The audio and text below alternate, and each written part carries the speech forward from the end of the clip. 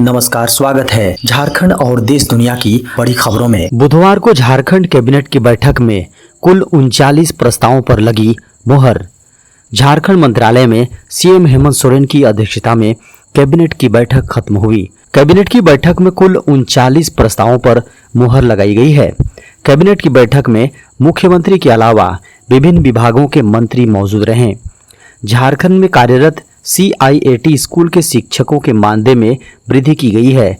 वहीं पंचायती राज विभाग के त्रिस्तरीय पंचायत के जनप्रतिनिधियों के मानदेय और भत्ते में वृद्धि की गई है।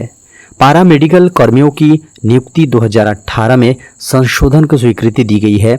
वहीं जंगली जानवरों के हमले से जख्मी होने पर 1.5 लाख रुपए की राशि दी जाएगी। वहीं मौत होने पर 3 लाख का मुआवजा मृतक के आश्रितों को दिया जाएगा। झारखंड के क्राइम कोर्ट में 75 अस्थायी पद के सृजन को मिली मंजूरी। झारखंड कैबिनेट की बैठक में बड़ा फैसला लिया गया है। भ्रष्टाचार निरोधक ब्यूरो में कार्यरत स्वीपर और माली को अब श्रम विभाग के नियम के अनुसार मानदेय का भुगतान किया जाएगा।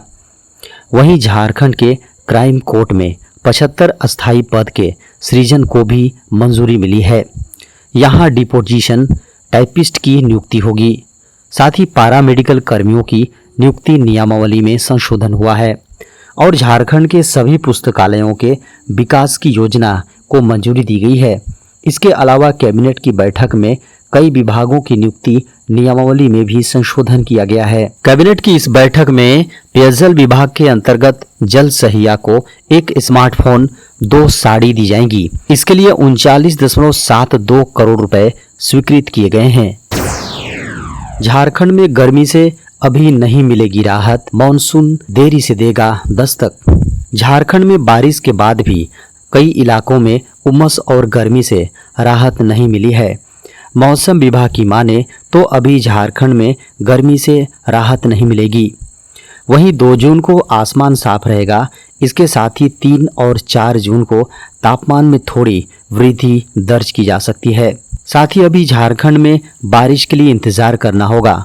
मौसम विभाग ने कहा है कि इस बार झारखंड में बारिश देर से दस्तक देगी। केरल में मानसून देर होने के कारण से झारखंड में भी मानसून देरी से एंट्री करेगा। संभावना है कि 18 से 19 जून तक झारखंड में मानसून एंट्री कर सकता है। वर्ष 2022 में 18 जून को मानसून ने प्रवेश किया था। इसमें 6 दिन की देरी हुई थी। उस साल पूरे मानसून सीजन में 817.6 मिलीमीटर बारिश हुई थी।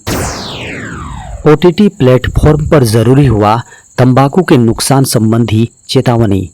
केंद्रीय स्वास्थ्य मंत्रालय ने बुधवार को OTT प्लेटफॉर्म के लिए तंबाकू विरोधी चेतावनी अनिवार्य कर दी है। खबरों को माने पब्लिशर्स के लिए तंबाकू विरोधी चेतावनियों के लिए नए नियम निर्धारित किए गए हैं और नए नियमों का पालन नहीं करने वालों के खिलाफ सख्त कार्रवाई की जाएगी। OTT प्लेटफॉर्मों को अब तंबाकू विरोधी चेतावनियों को दिखाना अनिवार्य होगा। OTT प्लेटफॉर्मों की लोकप्रियता लगातार बढ़ती जा रही है। यह लोगों के मन मस्तिष्क पर गहरा असर छोड़ रहा है। इसलिए तंबाकू विरोधी चेतावनियों को दिखाना अनिवार्य किया गया है। ये ठीक उसी तरह से होगा जैसा कि हम सिनेमा घरों और टेलीविज़न कार्यक्रमों में दिखाई जाने वाली फिल्मों में देखते हैं। इस प्लेटफॉर्म पर रिलीज होने वाली फिल्मों और वेब सीरीज को नाबालिग भी देखते हैं।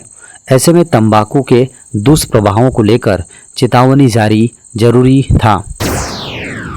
विश्व की सबसे बड़ी अन्न भंडारण योजना को मिली मंजूरी। कैबिनेट बैठक में सहकारिता क्षेत्र में विश्व की सबसे बड़ी अन्न भंडारण योजना के अनुमोदन पर निर्णय लिया गया है। अभी तक कुल 1450 लाख टन भंडारण की क्षमता है और अब 700 लाख टन भंडारण की क्षमता सहकारिता क्षेत्र में शुरू होगी।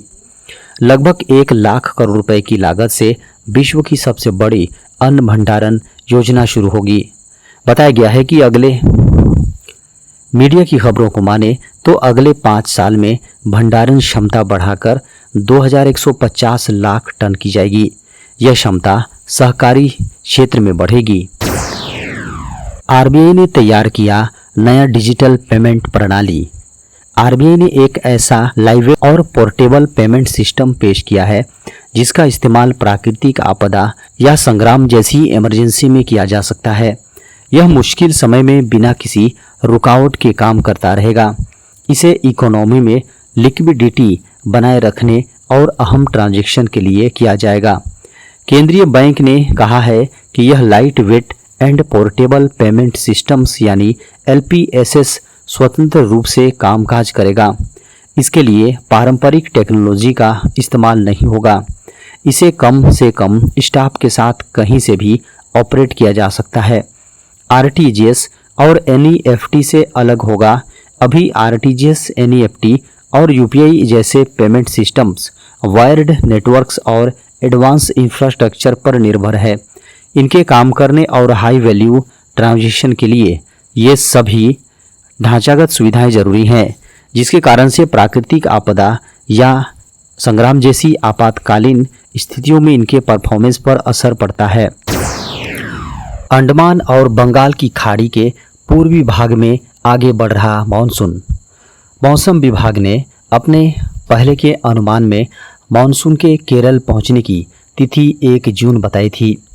बाद में संशोधित करके इसे 4 जून किया गया। इस अनुमान का आधार था कि 19-20 मई तक मानसून अंडमान निकोबार द्वीप समूह के आसपास के इलाकों में एक्टिव हो गया था, लेकिन स्थितियां अनुकूल नहीं होने के कारण मानसून की रफ्तार धीमी पड़ गई और अगले 10 दिनों तक आगे नहीं बढ़ पाया। मंगलवार को मानसून ने आगे बढ़ते हुए अंडमान निकोबार द्वीप समूह के पूरे क्षेत्र को घेर लिया। वह अंडमान और बंगाल की खाड़ी के पूर्वी इलाके के कुछ हिस्सों में आगे बढ़ता दिख रहा है। मौसम विभाग का अनुमान है कि 2-3 दिनों के दौरान यह मालदीव और कोमोरिन के कुछ हिस्सों को घेरते हुए बंगाल की खाड़ी में कुछ और आगे तक सक्रिय हो सकता है। देश भर में 40 मेडिकल कॉलेजों की मान्यता हुई रद्द। केंद्र सरकार ने देश के 40 मेडिकल कॉलेजों की मान्यता रद्द कर दी है, जबकि ऐसे ही लगभग 150 मेडिकल कॉलेज की कॉलेज भी अभी भी रडार पर हैं। मीडिया की खबरों को माने तो जिन कॉलेजों की मान्यता रद्द की गई हैं, उनमें भी जांच के दौरान कई तरह की कमियां पाई गईं। अब तक जिन 40 मेडिकल कॉलेजों की मान्यता रद्द की जा चुकी है, वह सभी गुजरात, असम, तमिलनाडु, आंध्र प्रदेश और पश्चिम बंगाल के हैं। अभी अन्य सभी मेडिकल कॉलेजों की भी जांच जारी है।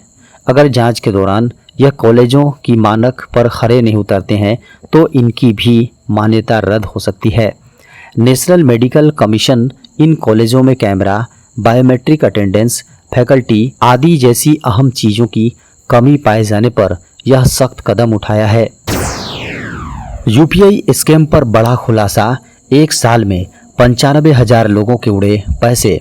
एक और जहां बड़ी संख्या में लोग डिजिटल ट्रांजैक्शन कर रहे हैं, तो वहीं दूसरी ओर ऐसे लोग भी हैं जिनके साथ डिजिटल लेन देन में फर्जीवाड़ा हो रहे हैं।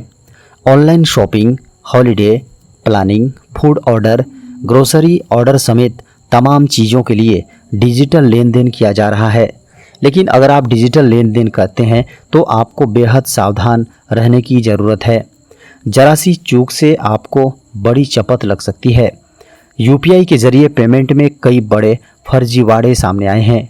WhatsApp scam, part time job, job scam, movie scam के जरिए लोगों को चपत लगाई जा रही है। सरकार की ओर से जो आंकड़े जारी किए गए हैं, उसके अनुसार वित्त वर्ष 2021-22 में 84,000 UPI फ्रॉड के मामले सामने आए थे, जबकि 2020-21 में 77,000 UPI फर्जीवाड़े के मामले सामने आए हैं। वित्त मंत्रालय के अनुसार वित्त वर्ष 2022-23 में 95,000 UPI फर्जीवाड़े के मामले सामने आ चुके हैं। इलेक्ट्रॉनिक्स की दुनिया में जल्द टॉप पर होगा भारत। मोदी सरकार ने भारत को वैश्विक इलेक्ट्रॉनिक्स पावर हाउस बनाने के लिए एक बड़ा कदम उठाया है।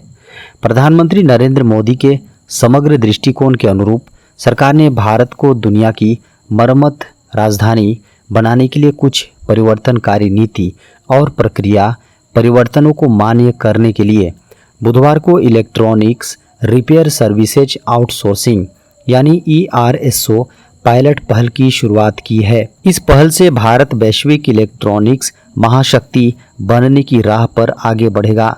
देश के IT मंत्रालय ने बुधवार को कहा, भारत ने कुछ अनुकूल नीतिगत परिवर्तनों के साथ खुद को इलेक्ट्रॉनिक्स मरम्मत केंद्र के रूप में स्थापित करने के लिए एक पायलट प्रोजेक्ट शुरू की है, जिसने लेनोवो और फ्लेक्स जैसी कंपनियों को पहले ही आकर्षित कर लिया है।